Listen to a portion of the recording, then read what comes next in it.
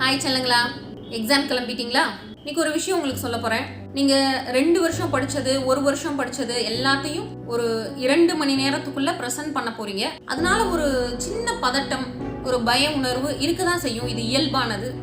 இந்த தயக்கத்தை, பயத்தை உடைக்கிறதுக்கு ஒரு சிம்பிளான மெத்தட் சொல்றேன். கட்டாயம் எல்லாரும் பண்ணுங்க. உங்களுடைய கைகள்ல மோதிர விரல், கட்டை விரல் நுனி இருக்கு இல்லையா, 2 விரல் நுனிகளையும் சேர்த்து வச்சுட்டு மடியில இந்த பொசிஷன்ல வச்சுக்கலாம்.